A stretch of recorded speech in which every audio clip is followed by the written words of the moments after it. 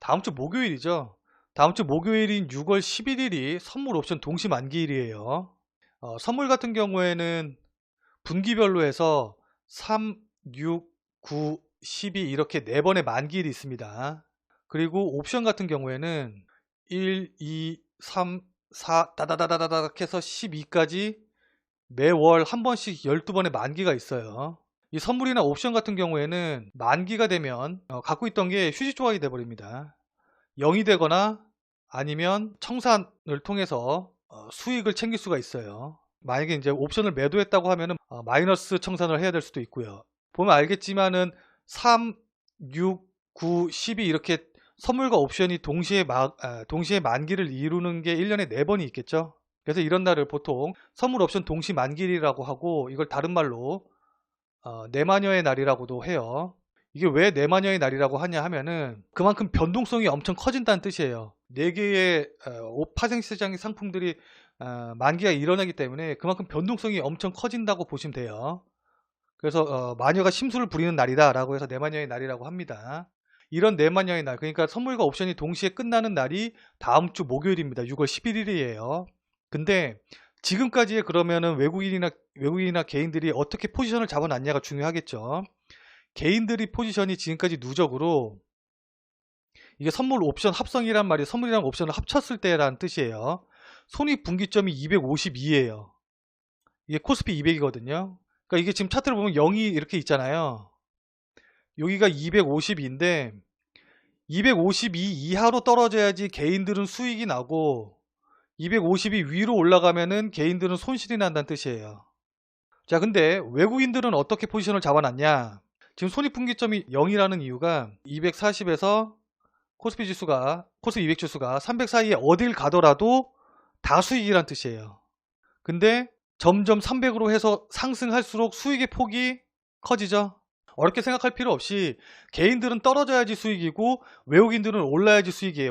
이해되시죠? 그래서 외국인 기준으로 봤었을 때 지수가 상승할수록 수익이 커지기 때문에 오늘 종가 기준으로 해서 코스피 200이 286.45였어요. 그렇기 때문에 지금 개인이 252까지 떨어져서 수익 나기에는 어려운 상황이고, 다음 주 목요일까지 외국인들은 지수가 점점 올라올수록 수익이 커지기 때문에, 그렇기 때문에 상식적으로 생각을 했었을 때 만기일 전까지는 지금의 흐름이 유지될 가능성이 높아요. 그쵸?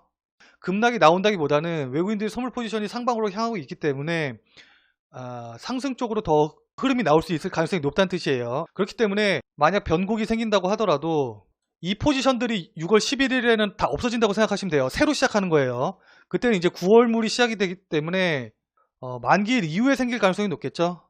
근데 이제 우리가 여기서 하나 더 알아야 될 게, 만기일이 6월 11일이기 때문에 보통 6월 11일 날 변동이 많이 생긴다고들 생각을 하세요. 그 당일날 변동이 많이 생기기도 하지만은 만기일 전이나 전전날에 변동을 주는 경우들도 꽤 있어요. 그렇기 때문에 다음 주 월요일부터 목요일까지는 일단은 변동성이 높아질 가능성을 대비하셔야 됩니다. 주식은 안 그렇지만 선물이랑 옵션 같은 경우에는 완벽한 제로섬 게임이에요. 이 제로섬 게임이 뭐냐면은 내가 100만원 벌면은 누군가는 100만원을 잃어야 돼요. 반드시. 그렇기 때문에 이 상방 포지션을 만약에 외국인들이 더 잡으려고 하는데 개인들이나 아니면 다른 주체 측에서 물량을 잡고서는 놔주질 않는다 라고 하면은 일부러 급락시켜서 그 물량들 받아서 올릴 가능성도 있죠. 이거는 이제 어떤 식으로 플레이할지는 외국인들이 정하는 거겠지만은, 여기서 변동성이 커진다는 거는 위아래로 변동성이 다 커질 가능성이 높다는 뜻이에요. 자, 그리고 선물 옵션 만기일과 관련해서 또 한 가지 좀 봐야 될 게, 옵션 시장도 과열되어 있는 분위기이기 때문에 특히 더 조심을 하셔야 되는데, 자, 이게 지금 307.5 콜이에요. 그러니까 이게 무슨 의미냐면은 코스피 200 지수가 307.5 이상이 돼야지 수익이 난다는 거예요. 자, 그래서 307.5를 코스피 지수로 환산을 하면은 2310 정도 선이에요. 근데 아까 말씀드렸다시피 만기가 다음 주 목요일이죠. 그러면은 일반적으로 우리가 생각했었을 때 지금이 2150인데 거기서 150포인트가 더 올라서 2330선까지 간다고 보기엔 조금 어려울 수 있거든요. 그렇기 때문에 이제 이런 것들을 보통 이제 외가격 옵션이라고 그래요. 외가격 옵션이라고 해서 체결될 가능성이 거의 없는 것들을 말하거든요. 그래서 이게 엊그제까지만 하더라도 체결 가능성이 없기 때문에 가격이 0.01이었어요. 이거 하나 사는데 0.01이었다는 뜻이에요. 근데 이게 어제 급등이 나오면서 오늘 고가가 1.14까지 올랐습니다. 그럼 0.01이 1.14까지 올랐으니까 1140배가 올랐습니다. 예를 들어서 우리가 여기다가 100만원어치만 이 옵션을 샀다고 하면은 11억 4천만원이 되는 거예요.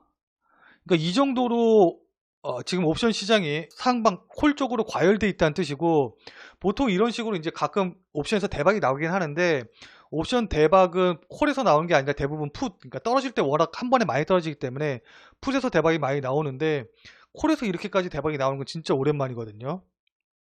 이건 그냥 여담인데, 어, 주식에서 뭐 전문가 하시는 어떤 분이 약간 로또처럼, 로또 사는 것처럼, 그러니까 이게 1년에 한두 번 정도씩 나오거든요. 이런 식의 대박, 옵션 대박이, 외가격 대박이. 매달 한 달에 한 번씩 한 1,000만 원 정도 매수를 하신 분이 계셨어요. 그래서 이분이 그때 뭐 몇백 배, 몇천 배가 나가지고서는 100억 정도를 버신 다음에 이걸로 은퇴하신 분도 계시거든요. 그만큼 콜 시장이 과열되어 있는 상황이기 때문에 변동성이 더 확대가 될 가능성이 높다라는 것을 뜻하는 겁니다. 이해되시죠? 선물옵션 만기일 이후의 움직임 같은 경우는 금요일 날 뭐 롤오버 되는 물량이라던가 아니면은 뭐 그때 새로 포지션 짜는 거라던가 이런 것들을 좀 보고서는 대응을 하셔야 됩니다.